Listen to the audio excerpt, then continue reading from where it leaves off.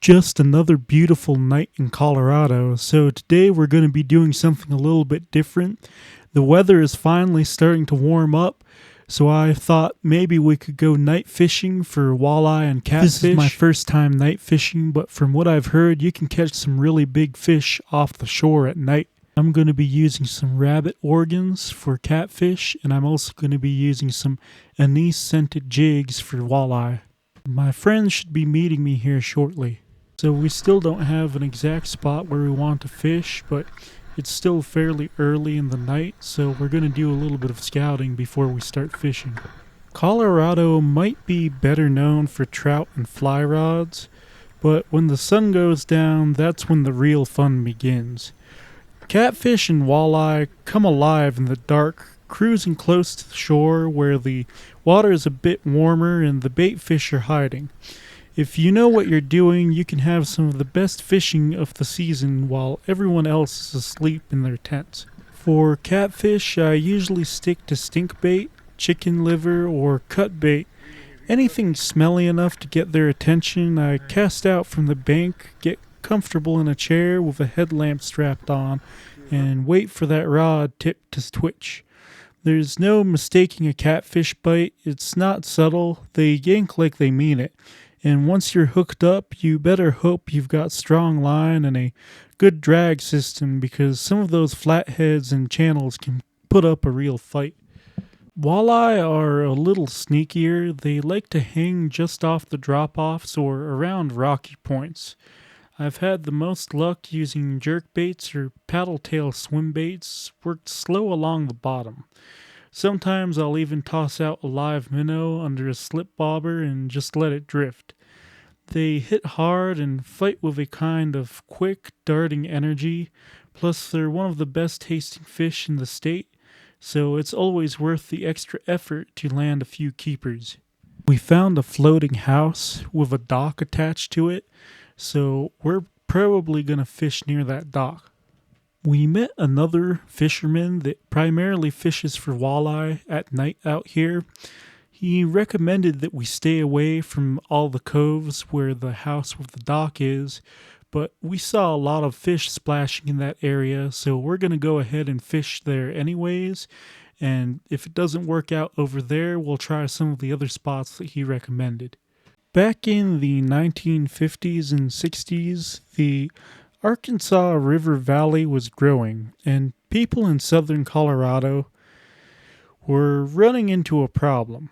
Not enough water to go around. Farmers, cities, and industries were all competing for it, and the unpredictable flow of the Arkansas River wasn't cutting it. The solution was to build a big reservoir to store water when there was plenty and release it when things got dry. Enter the Frying Pan Arkansas Project, a huge federal water diversion plan that involved taking water from the western slope and piping it over to the eastern slope, where more people live. The reservoir was a major part of that plan. Construction kicked off in the late 1960s, and by 1975, the dam and reservoir were complete. The dam itself is impressive, more than 200 feet tall and nearly a mile long. It holds back a ton of water, technically about 357,000 acre-feet, helping supply water for irrigation, municipal use, and recreation. That last part, recreation, is a big reason why people love the place today.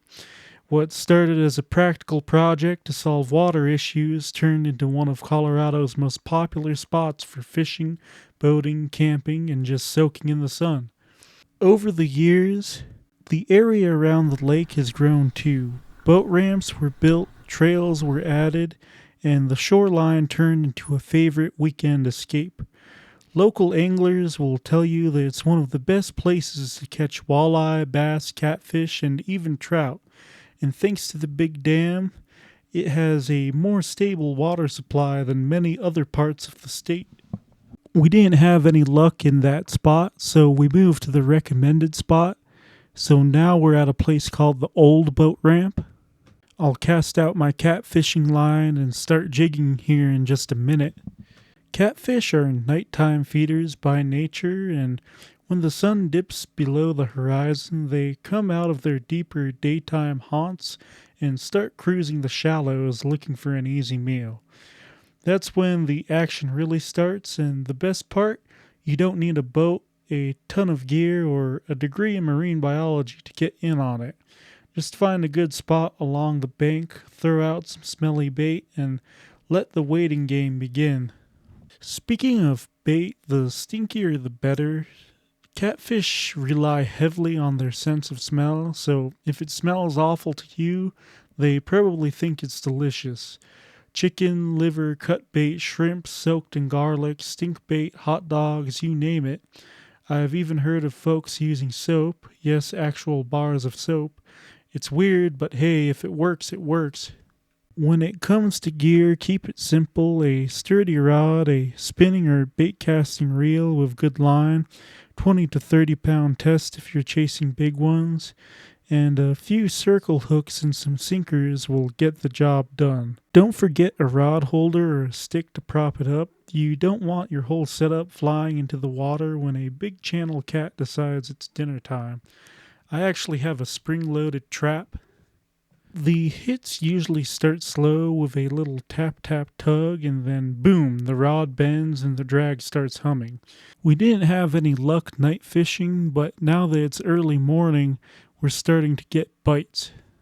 Walleye are low light predators. Their eyes are built for it. Those glassy, almost glowing eyes can see better than most fish in murky or dim conditions, which gives them the edge after sunset. They'll move into shallower water at night to hunt bait fish, which makes shoreline fishing not only possible, but downright effective if you know where to set up. During the day, sunlight filters through the water, creating a warm, lit environment that jumpstarts photosynthesis. Algae and aquatic plants like coontail and pondweed thrive under these conditions, absorbing sunlight and releasing oxygen. This oxygen is critical for fish and other aquatic life, making daytime a bustling period of activity. Bluegill and crappie can often be seen darting in and out of the vegetation, feeding on tiny insects and plankton. Predatory fish like largemouth bass also take advantage of the visibility, stalking their prey in the shallows or around underwater structures. Right after the sun rises, the water is still cool from the night, and bass are more active, especially in the summer. They've spent the nighttime cruising around in the shallows or along drop offs, feeding on bait fish, frogs, or pretty much anything that makes a splash. When the first light hits the surface, the feeding frenzy isn't quite over yet. It just shifts gears. This is your chance to catch them off guard. Topwater lures are the best thing to use during this time. Nothing gets your heart pumping like watching a bass explode through the surface to nail a popper or a buzztail. It's wild, unpredictable, and downright fun, and because the light isn't too harsh yet, bass haven't retreated to deeper, cooler areas of the lake. They're still hunting in spots where you can reach them from the shore or a boat without much effort. We're going to try something different now. We're going to try fishing downstream from the dam. I've done a lot of fly fishing there, and there are quite a few trout, but I've never tried using my spinning rod. Trout love the water just below a dam for a bunch of reasons. First off, it's cold. Most dams release water from the bottom of the reservoir, which means that even in the middle of summer, the flow downstream stays nice and chilly, just the way trout like it. That cooler water holds more oxygen too, which keeps them active and healthy year round. Then there's the current. The moving water stirs things up, sweeping insects, small fish, and other tasty snacks right to where the trout are waiting. It's like a buffet line with no waiting. You'll often find them hanging out behind boulders, near eddies, or in seams where fast and slow water meet, places where they can rest while still having access to food drifting by. Fishing these spots can be a little tricky, but that's part of the fun. You've got to read the water and figure out where the trout are hiding. Sometimes it's about finesse, drifting a tiny nymph just right through a deep run. Other times they'll smash a small spinner or gulp down a streamer you swing through a pocket of deeper water. When the dam releases more water, trout often get fired up. So timing your trip after a controlled release can pay off big. One of the coolest things about fishing below a dam is the variety. You might catch a rainbow in one cast, a brown in the next, and maybe even a surprise brookie if you're lucky. And since the water stays pretty consistent year round, tailwaters often fish well, even when other rivers slow down. Ask any trout angler what they keep in their box, and chances are they'll put out a few panther martins, meps, or rooster tails. These spinners have been around forever and for a good reason. The flash from the blade mimics bait fish and grabs attention in moving water. Gold works great on sunny days, silver shines in clearer water, and if the water's stained, try something with a bright color like orange or chartreuse. Castmasters and little Cleos are awesome for covering water below a dam. They cast a mile, cut through current like a knife, and wobble on the retrieve looks just like a wounded baitfish. Trout can't resist that fluttering action, especially if you throw upstream and let it drift a bit before reeling. If you're chasing larger browns or rainbows, tie on a Rapala Countdown or a Yozuri Pins minnow. These things imitate small fish almost perfectly. The countdown feature is especially useful because you can count it down to the depth where the trout are holding, then retrieve with a mix of slow pulls and twitches. They work best when trout are a bit more aggressive.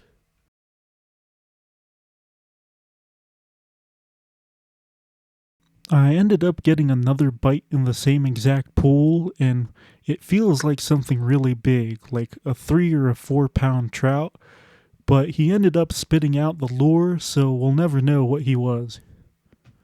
Sometimes trout don't want flashy. That's when soft plastics like the trout magnet or a tiny Berkeley power minnow shine. Rig them on a light jig head, cast into the current, and just let it drift naturally. It looks like a helpless little minnow going with the flow, and trout love an easy meal. Crankbaits like the Rebel Trackdown, minnows, or small floating rapalas are great for fast, shallow water where trout are actively feeding. Use a stop and go retrieve or bounce them off the current seams when water is flowing and the trout are feeling frisky. Crankbaits can light up a slow morning. This catfish and walleye fishing trip is starting to turn into a bass and trout fishing trip, so we ended up moving over to some ponds, and now I'm trying to target bass. During the heat of the day, bass tend to lay low. They'll hide under lily pads, bury themselves near brush piles, or tuck into the shade of fallen trees, saving their energy and avoiding the bright sun. But once the evening breeze starts to roll in and the temperature drops just a bit, it's like a dinner bell rings underwater. Not good, you know what? Check his fishing license.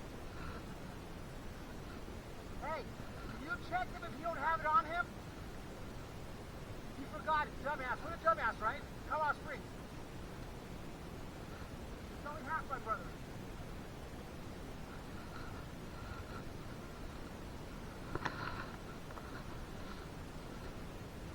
So the game warden stopped by and he's checking everybody's fishing licenses, and my friend's brother is trying to turn in my friend for not having a license. So this is even further downstream from the dam. This is the same exact river.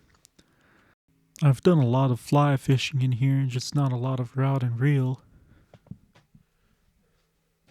There aren't any bass in this river, but I'm just going to discuss some of the lures that I could have used in those ponds. If you're out early in the morning or near sunset, it's top water time. There's Nothing more exciting than seeing a bass explode on the surface.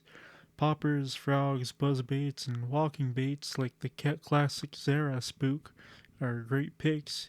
Use them around weed edges, lily pads, or open pockets. If you see bait fish breaking the surface, tie one on and hold on tight.